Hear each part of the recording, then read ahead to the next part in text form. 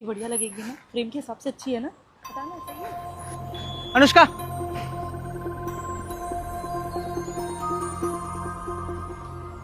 देखिए बुक। तो इतना एक्साइटेड क्यों हो रहा है बुक को देख के? ये मुंशी प्रेमचंद की गोदान है, बहुत दिनों से पढ़ने की सोच रहा था, आज फाइनली मिल गई।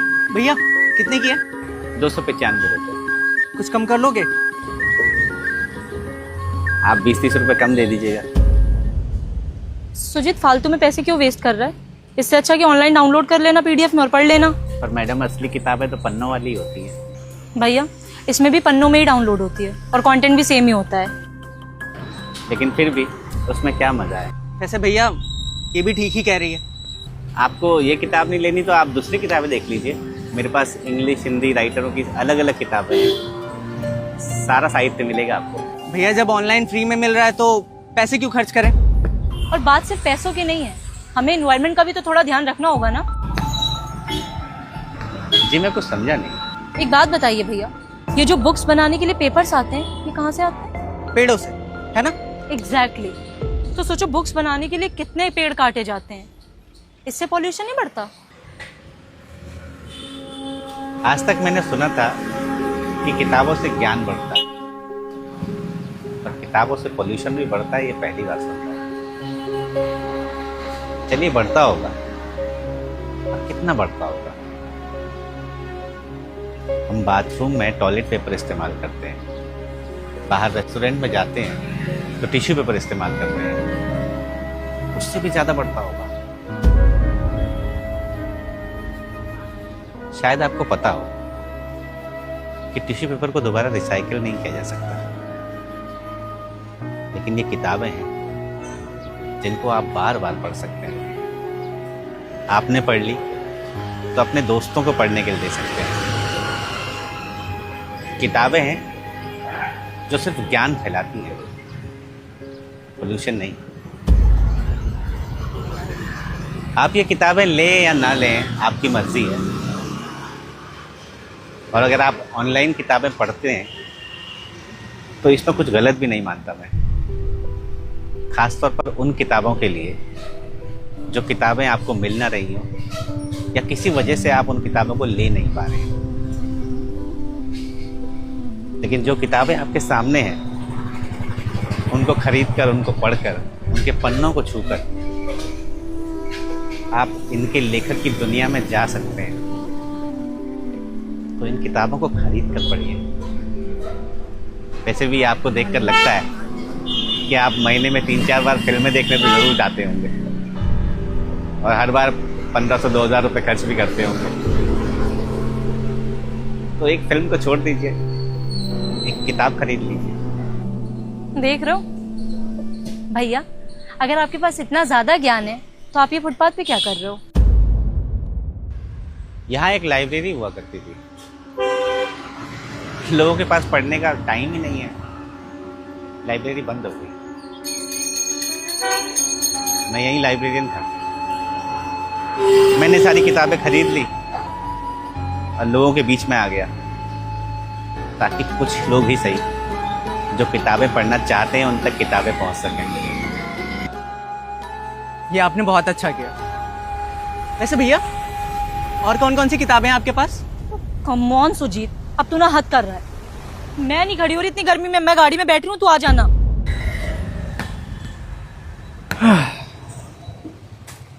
एक बात और भैया, किताबें इंसान की सबसे अच्छी दोस्त होती हैं, जो ऐसे साथ छोड़कर नहीं जाती।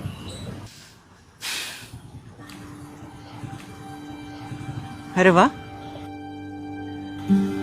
गबन भी है। और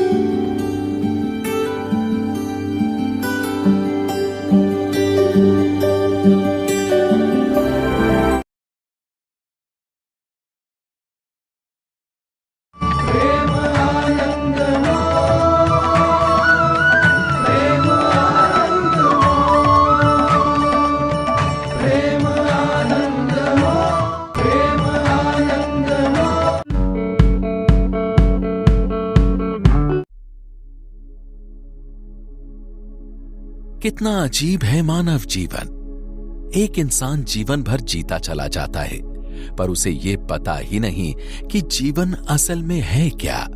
वो कौन सी शक्ति है जिसकी वजह से हमारा शरीर सक्रिय है। कहां से हमें प्रकाश, गति और ऊर्जा मिल रही है। सांस का स्पंदन, हृदय की धड़कन किसके माध्यम से चल रहे हैं। मस्तिष्क की हर कोशिका, हर तंतु कैसे कार्य कर रहे हैं। आश्चर्य की बात है कि इन सब को चलाने वाला आपके अंदर ही है, जो अदृश्य रूप से कार्य कर रहा है। उसी अदृश्य शक्ति से पहचान बनाकर आप अपने जीवन में एक बड़ा परिवर्तन ला सकते हैं और जीवन की सभी अनसुलझी समस्याओं का समाधान भी पा सकते हैं। क्या आप उस शक्ति को जानना चाहेंगे? यदि हां, तो सर श्री द्वारा लिखित अद्भुत पुस्तक AMSY the power beyond your subconscious mind के पहले पन्ने से लाभ लें। अंत तक आते आते आपके सारे रहस्य खुल जाएंगे।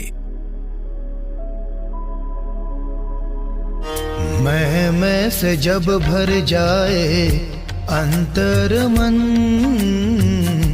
मैं से जब भर जाए अंतर मन, जपते रहना तू बस वन।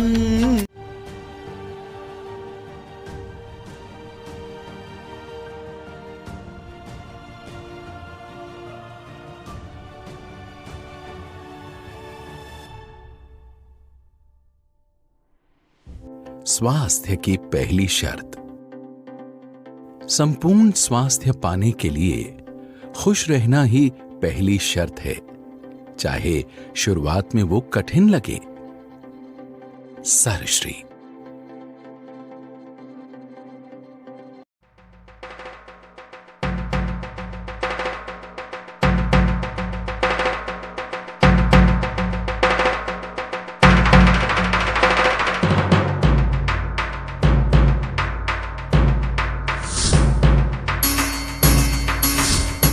मी एवढ्या वयामध्ये जर मला अजून चष्मा नाही, मी जर पुस्तक वाचिते, प्रत्येकाने पुस्तक वाचा ही माझी इच्छा आहे।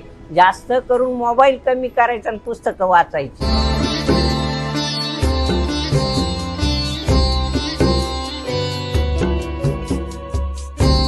मन को समझ दे के भक्त बना दिया, मन को समझ दे के भक्त बना दिया।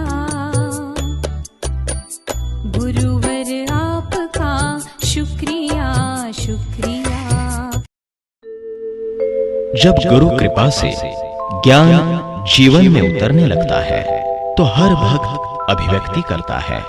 अभिव्यक्ति का रूप निराला होता है।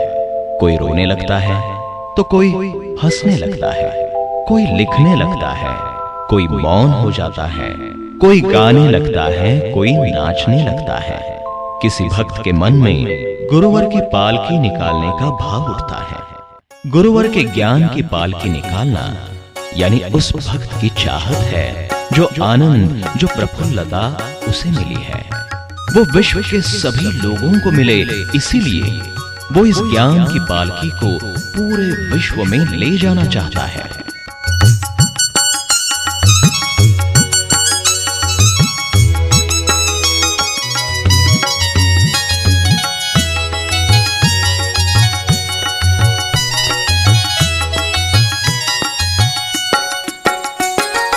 चलो रे चलो लेके चलो, चलो रे चलो लेके चलो, लेके चलो पालकी गुरुवर के ज्ञान की, लेके चलो पालकी गुरुवर के ज्ञान की। सब मिल के गाओ जय तेज ज्ञान की, सब मिल के गाओ जय तेज ज्ञान की। मन को समझ दे के भक्त बना दिया, मन को समझ दे के भक्त बना दिया।